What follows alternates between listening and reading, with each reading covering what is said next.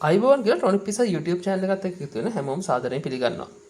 ඉතින් අද වීඩියෝ එකෙන් ටිකක් ලස්සන සංසිද්ධියක් ගැන ඔයාලත් එක්ක කතා කරන්නයි මම මේ බලාපොරොත්තු වෙන්නේ. ඉතින් මේ සංසිද්ධිය ගැන පැහැදිලි කරන්න සහ මේ සංසිද්ධිය අපිට බලා ගන්න පුළුවන් විදිහේ පරිපදයක් තමයි මෙන්න මෙතන මම පෙන්නලා තියෙන්නේ. ඔයාලා බැලුවමට පේනවා ඇති මේක මේ පුංචි කම්පොනන්ට්ස් හතරක් තියෙන සර්කිට් එකක්, රෙසිස්ටර් එකක්, කැපැසිටර් එකක්, 2N22 කැපැසිටර් එකක් සහ පුංචි LED එකක් විතරයි මේ සර්කිට් එකේ දැනට පාවිච්චි කරලා තියෙන්නේ.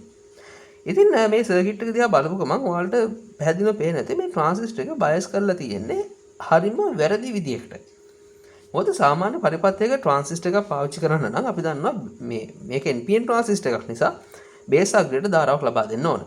ඊට අමතරව සාමාන්‍ය ධාරාව ගලන්නේ කලෙක්ටර් එකේ ඉඳන් එමීටර් එක NPN ට්‍රාන්සිස්ටර් එකක. හැබැයි දැන් මෙතන බේස් අග්‍රයට කිසිම දෙයක් සම්බන්ධ කරලා නැහැ.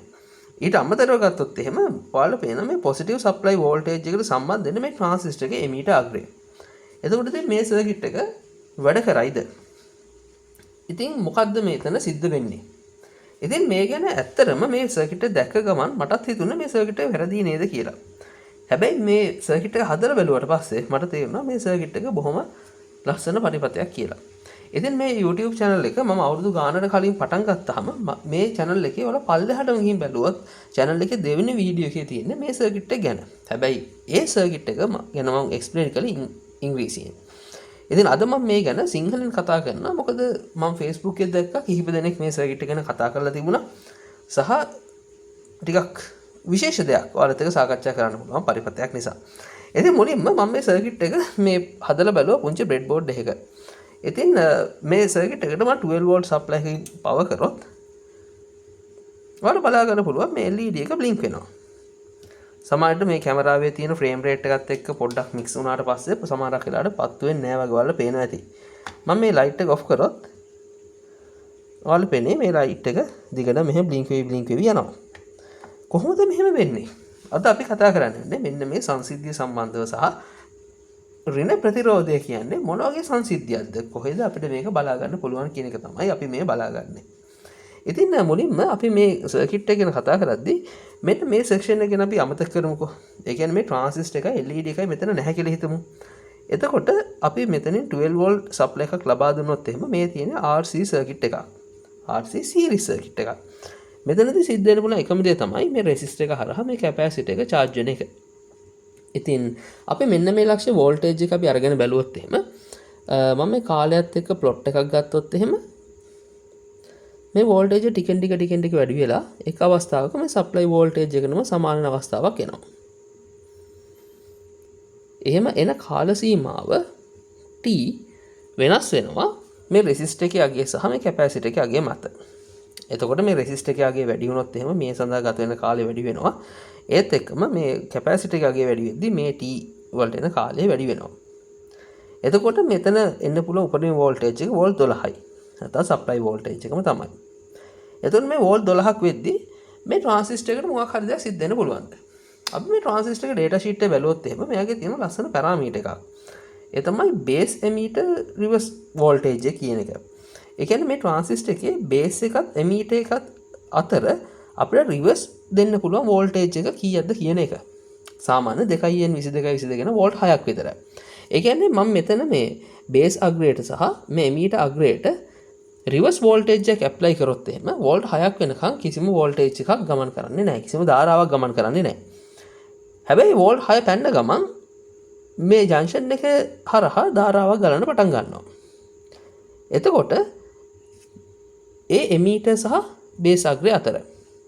එතකොට එතන වෝල්ට් 6ක් වෙනකම් මෙයාට කිසිම ධාරාවක් ගලන්න නැතුව නවත්තගෙන ඉන්න පුළුවන්. ඊට පස්සේ බලන්නකො බේස් එක කලෙක්ටර් එක අතර මේක NPN ට්‍රාන්සිස්ටර් එකක් නේද? NPN ට්‍රාන්සිස්ටර් එකක් අපි ඉස්සර අඳිනවා නේද? ඩයෝඩ් දෙකක් විදියට. එහෙම ගත්තොත් මෙතන තියෙන එක ඩයෝඩ් එකක් මේ අතර. මෙතන තියෙනවා තවත් ඩයෝඩ් එකක් මෙන්න මේ විදියට. එතකොට එහෙනම් මෙතනින් ධාරාවක් ගමන් කළොත් එහෙම එමීටර් කියන බේස් එකට ට්‍රාන්සිස්ටර් ඇතුලේ ලීක් එකක් විදියට ඒක බේස් එකයි කලෙක්ටර් එක අතර මේ ඩයෝඩ් එක හරහා එළියට එන්න පුළුවන්. එහෙනම් මෙන්න මෙතන තව වෝල්ට් 0.6ක විතර ඩ්‍රොප් එකක් තියෙන්න පුළුවන්. එහෙම ඩ්‍රොප් එකක් තිබිලා මම පාවිච්චි කරේ රතු LED එකක්. සාමාන්‍යයෙන් මේ LED එක වෝල්ට් 2.2ක් විතර හම්බුනහම මේ LED පත්තු වෙනවා. එතකොට වෝල්ට් 6යි. 6යි මෙතන 0.6 ගත්තාම 6.6යි. එතන තව වෝල්ට් 2.2ක් විතර ඇඩ් වුණාම මේක ආසන්න වශයෙන් මෙන්න මේ කැපැසිටර් එක හරහා වෝල්ට් 8.8ක විතර වෝල්ටේජ් එකක් ඩෙවලොප් වුණාම මේ ට්‍රාන්සිස්ටර් එකේ මේ එමීටර් කලෙක්ටර් හරහා ධාරාවක් ගැලීමේ හැකියාවක් තියෙනවා. ඕක තමයි සරලම සංසිද්ධිය. එතකොට මේ එමීටර් සහ කලෙක්ටර් කියන ජංක්ෂන් එක බේස් එක හරහා කොලැප්ස් වෙනවා. මේක කොලැප්ස් වෙන්නේ නිකන් නෙවෙයි. මේක නිකන් අර ඇවලාන්ච් එකක් නැත්නම් ඔයාලා දැකලා හිම කඳු කඩාගෙන වැටෙන ආකාරයේ අර පොඩ්ඩක් කඩාගෙන වැටලා ඊට පස්සේ අක්කර ගානක ටොන් ගානක හිම කන්දක් සම්පූර්ණයෙන්ම කඩාගෙන වැටෙනවා. ඔන්න විදිහට තමයි කඩාගෙන වැටෙන්නේ. ඉතින් මේකේ ලස්සන සංසිද්ධියක නෙවෙයි. මේක ලීක් වෙන්න පටන් ගන්න බොහොම කුඩා ධාරාවකින්. ඊට පස්සේ මේ ධාරාව ටිකෙන් ටික බොහොම වේගෙන් වැඩි වෙනවා. එහෙම වැඩි වෙනවත් එක්කම මෙන්න මෙතන තියෙන වෝල්ටේජ් එක ඩ්‍රොප් වෙන්න පටන් ගන්නවා. ඊළඟ ප්‍රශ්නේ. අපි දන්නවා ඕම්ස් නියමය. ඕම්ස් නියමයේදී අපි දන්නවා මොකක් හරි සන්නායකයක් තිබ්බොත්. දැන් හිතන්න මෙහෙම රෙසිස්ටර් එකක් තියෙනවා කියලා. ඕනම සන්නායකයේ ප්‍රතිරෝධයක් තියෙනවනේ R. එතකොට මේ ප්‍රතිරෝධය හරහා ධාරාවක් ගමන් කරන අවස්ථාවේදී ඒ හරහා ඇතිවන විභව අන්තරය එම සන්නායකයේ හරහා ගලන ධාරාවට අනුලෝමව සමානුපාතික වේ. ඒ කියන්නේ මේ තියෙන වෝල්ටේජ් ඩ්‍රොප් එක අනුලෝමව සමානුපාතික වෙනවලු ගලන ධාරාවට. ඒනවා ප්‍රස්ථාරයක් ඇන්දොත් එහෙම මෙන්න මෙතනදී මොකද සිද්ධ වෙන්නේ? ධාරාව ගලද්දී මම ධාරාව x අක්ෂයේත් වෝල්ටීයතාවය නැත්තම් මේ සන්නායක හරහා විභවාන්තරය y අක්ෂයේත් ලකුණු කරොත් එහෙම මෙන්න මේ විදිහේ ප්‍රස්ථාරය තමයි මට ලැබෙන්නේ. හැබැයි මෙතනදී මම ඔබ ප්‍රස්ථාරගත කරොත් මොකක් වෙයිද? බොහොම කුඩා ධාරාවකින් පටන් අරගෙන මම ගන්නකො ධාරාව මේ පැත්තටම මේ ට්‍රාන්සිස්ටර් එකේ කලෙක්ට් එමීටර් එක සහ කලෙක්ටර් අතර VCE EC එමීටර් සහ කලෙක්ටර් වෝල්ටේජ් එක මම ප්ලොට් කරොත් මුලින්ම තියෙන වෝල්ට් 8.8ක් ඊට පස්සේ මේක එකපාරම එහෙම ඩ්‍රොප් වෙනවා. ඩ්‍රොප් වෙද්දී මේ ගන්න ධාරාව වැඩි වෙලා අපි කලින් කතා කරපු ඔම්ස් නියමයට අදාළව නෙවෙයි නේද මෙතනදී මේ සිද්ධ වෙලා තියෙන්නේ. වැඩිපුර ධාරාවක් ගලන්න මේ ට්‍රාන්සිස්ටර් එකේ මෙන්න මේ ජංක්ෂන් එක හරහා තියෙන වෝල්ටේජ් එක අඩු වෙලා. මෙහෙම වෙන්නේ ධන ප්‍රතිරෝධයකදී නෙවෙයි ඍණ ප්‍රතිරෝධයකදී. මෙන්න මේ අවස්ථාව අපි හඳුන්වනවා නෙගටිව් රෙසිස්ටන්ස් එකක් කියලා. ඉතින් මෙන්න මේ විදිහට තමයි සාමාන්‍යයෙන් අපිට මේ වගේ පරිපතයක නෙගටිව් රෙසිස්ටන්ස් එකක් තියෙනවා කියලා අපිට බලා ගන්න පුළුවන් වෙන්නේ.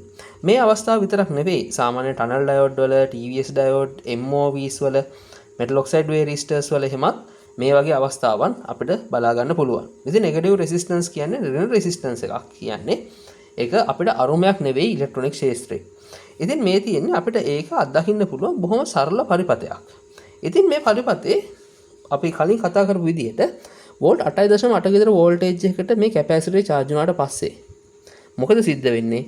මේ එමීටර් සහ කලෙක්ටර් කියන ජංක්ෂන් එක බිඳිලා මේ හරහා ධාරාවක් ගලන්න පටන් ගන්නවා. ඒත් එක්කම මේ කැපැසිටර් එකත් මේ ජංක්ෂන් එක හරහාම ඩිස්චාර්ජ් වෙන්න පටන් ගන්නවා. එහෙම ඩිස්චාර්ජ් වෙන්න පටන් ගත්ත ගමන්ම මෙන්න මේ එමීටර් එකේ තියෙන මේ වෝල්ටේජ් එක නැත්නම් එමීටර් එකත් මේ ග්‍රවුන්ඩ් එකත් අතර තියෙන වෝල්ටේජ් එක නැවත තවක් ඩ්‍රොප් වෙනවා. එහෙම ඩ්‍රොප් වෙච්ච ගමන් නැවතත් මේ ට්‍රාන්සිස්ටර් එකේ තියෙන ජංක්ෂන් එක රිකවර් වෙනවා. රිකවර් වෙලා එයාට නැවතත් මේ ධාරාව ගලා යෑම නවතිනවා. ඉතින් මේ සයිකල් එක දිගටම සිද්ධ වෙනවා. 8.8 දී මේ ට්‍රාන්සිස්ටර් එකේ හරහා ධාරාව ගලන්න පටන් ගන්නවා. වෝල්ටේජ් එක ඩ්‍රොප් වෙනවා බොහොම ඉක්මනින්. ඊට පස්සේ ආයෙ ට්‍රාන්සිස්ටර් එක කට් ඔෆ් වෙනවා. ඊට පස්සේ ආයෙ ටිකෙන් ටික වෝල්ටේජ් එක නගිනවා. ඔන්න ඔය විදිහට මෙන්න මේ හරහා තියෙන වෝල්ටේජ් එක අඩු වැඩි වෙනවා. ඒ අතරතුර අපි LED එක හරහා වෝල්ටේජ් එක බැලුවොත් එහෙම මෙන්න මෙතනත් මේ LED එකේ ඇනෝඩ් එකත් හරහා කිසිම වෝල්ටේජ් එකක් මුලින්ම පෙන්වන්නේ නැහැ.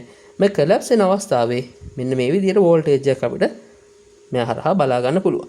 ඉතින් මේක ඇත්තද කියලා බලන්න අපි මේ පුංචි සර්කිට් එක ඔසිලොස්කෝප් එකකට සම්බන්ධ කරලා බලමු. හොඳයි මේ අපේ පුංචි සර්කිට් එකට මම ඔසිලොස්කෝප් එකේ channel 1 එකයි 2 එකයි සම්බන්ධ කරගෙන තියෙනවා. මම channel 1 එක සම්බන්ධ කරගත්තේ මේ කැපැසිටර් එකේ දෙපැත්තට සහ channel 2 එක සම්බන්ධ කරගත්තේ මේ LED එකේ දෙපැත්තට. ඊට පස්සේ මම channel 1 එක ගත්තා AC කප්ලින් වලට සහ channel 2 එකක් තියෙන AC කප්ලින් වල මට එතකොට DC bias එකක් තියෙන එක අයින් කරගන්න පුළුවන්. මම channel 1 එක මම දැම්මොත් එහෙම DC කප්ලින් වලට ගිහිල්ලා මම voltage එක වෙනස් කරොත් එම 2 volts per division 10 volts per division ඔයාලා පේනද එහෙම ලොකු voltage difference එකක් ඔයාලට බලා ගන්න බෑ ඒ channel එකේ. හැබැයි RMS voltage එක තියෙන volt 8.29ක් කියලා. RMS voltage කියන්නේ මෙයාගේ ripple එකත් එක්ක මේ voltage එක. ඒක volt 8.0 ගානක limit වෙන හේතුව අර මම කලින් කියපු හේතුව. මම කියවනේ මෙතන volt සාමාන්‍යයෙන් 8.8ක් විතර තියෙන්න ඕන කියලා. එතකොට මගේ කැල්කියුලේෂන් එක ආසන්නයට වෙලා තියෙනවා. මොකද RMS volt 8.3කට ඇවිල්ලා තියෙනවා. එතකොට volt 8.3ක වගේ තමයි මේක settle down වෙලා තියෙන්නේ. එතනින් එහාට voltage එක මේ circuit එක up වෙන්නේ නැහැ. මොකද මේ transistor එක on වෙලා මෙතනින් ධාරාවක් ගමන් කරන නිසා මේ capacitor එක discharge වෙනවා transistor එක හරහා. හරි මම යන්නම් ආයේ channel 1 එක coupling AC වලට ගිහිල්ලා මම පොඩ්ඩක් මේක zoom කරගන්නවා. මට ඒක පෙන්වන්න යන්න 200 millivolts per division. අපි මේක අනිමු. හොඳයි. එතකොට දැන් මේ වෙලාවේ අපිට බලා ගන්න පුළුවන් කොහොමද capacitor එක හරහා voltage එක develop වෙන්නේ කියන එක. එතකොට ඒක අපිට channel 1 එකෙන් බලා ගන්න පුළුවන් වගේම channel 2 එකේ තියෙන්නේ කොහොමද LED එක හරහා voltage එක vary වෙන්නේ කියන එක. ඉතින් ඔයාලා පේන ඇති අර capacitor එකක cycle එකක් තමයි මේ තියෙන්නේ. මේ තමයි charging cycle එක. ඒ voltage එක අවසානයේ volt 8.8 කර 9කට වගේ ආවට පස්සේ ඒ capacitor එක එකපාරම discharge වෙනවා. මොකද මේ transistor එක on වෙලා transistor එක හරහා දැන් ධාරාවක් ගමන් කරන නිසා. ඊට පස්සේ ඒ වෙලාවෙම ඔයාලා පේන ඇති මේ LED හරහා voltage එක වැඩි වෙලා තියෙනවා. එහෙම සිද්ධ වෙන්න හේතුව වෙන්නේ මෙන්න මේ transistor එක on වෙන නිසා LED හරහා දැන් ධාරාවක් ගමන් කරනවා. ඔන්න ධාරාවක් ගමන් කරන වෙලාව තමයි අපිට මේ විදිහට LED එක blink වෙනවා බලා ගන්න පුළුවන් වෙන්නේ.